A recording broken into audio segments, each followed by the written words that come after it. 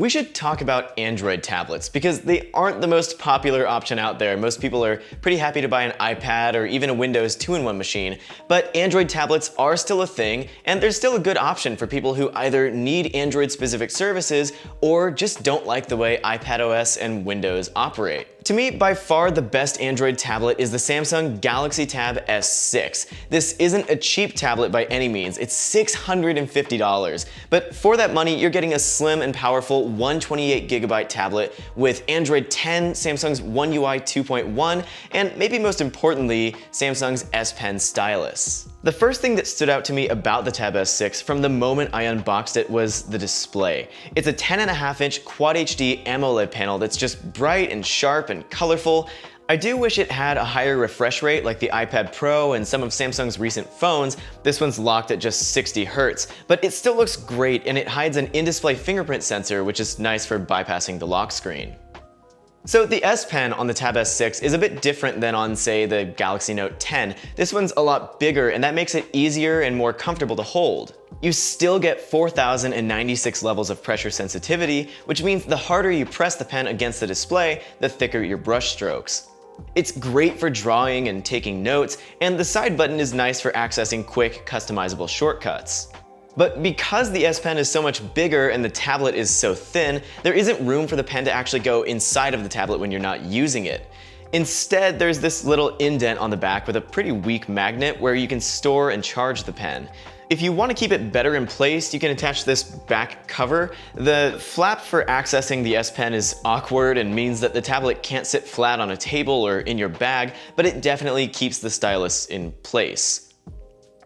The back cover also gives you this really sturdy hinge that you can adjust to virtually any angle, sort of like a Surface tablet. It's really great, and it's one of my favorite things about the Tab S6, but the downside is that this whole back cover attaches to the tablet not by magnets, but by this giant adhesive strip down the middle. That means that once it's on here, it's really not going anywhere, and that kind of sucks. On the bright side, there's also this great keyboard accessory that attaches to the side of the tablet with magnets. It connects right away and it feels pretty good to type on.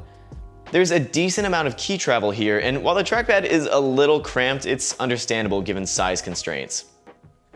I do think it's a little awkward trying to balance adjusting the hinge and keeping the keyboard in place, but I've certainly seen worse solutions than this. Now, if the Tab S6 is a little out of your budget, there's also the Tab S6 Lite. At $350, it's nearly half the price, and at first glance, it's really a very similar tablet.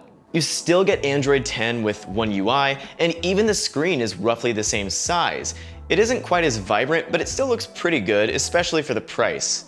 I actually way prefer the way the Tab S6 Lite's accessories are designed. This folio cover is easy to get on and off of the tablet thanks to magnets! Oh! And you can attach the S Pen to the inside of the folio or to the side of the tablet. Just listen to that snap. Now, there's no keyboard on this folio, and you can only choose one of two angles, so you win some, you lose some. There's also no fingerprint sensor, so you'll need to use an old-fashioned pin or pattern. There is face unlock on here, but it's just based on the camera, not any kind of iris scanner or depth mapping, so it's not great, especially in low light. The Tab S6 Lite is pretty feature-rich. The software is almost exactly the same as on the more expensive Tab S6, but the biggest downside is the performance, and I think the Exynos processor inside is mostly to blame. Just about everything you do on the S6 Lite comes with a bit of stutter and hesitation from the software. It isn't the end of the world, but I was definitely surprised at how sluggish this tablet feels overall. Now, maybe you're really strapped for cash, or all you even want a tablet for is the occasional video streaming. Amazon's 10th generation Fire HD 8 starts at under $100, and for that kind of money, it's really hard to beat. The Fire HD 8 isn't the fastest tablet in the world, but it's got a pretty decent looking 8-inch display, and just about every streaming service you could ask for. Obviously, Amazon wants you to use its own services as often as possible. The Fire HD 8 prompts you to sign up for at least 3 Amazon services during the setup process, and just about every screen you flip to has half a dozen more.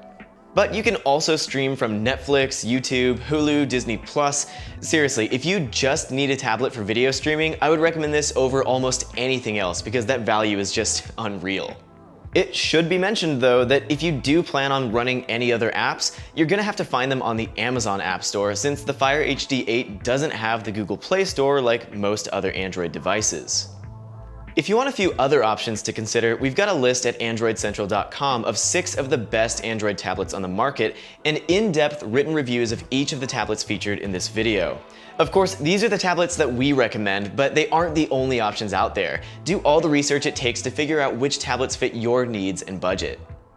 If you enjoyed this video, give it a like and subscribe to the channel, and let me know in the comments down below if you use an Android tablet, or any tablet at all for that matter. Thanks as always for watching, and we'll see you next time.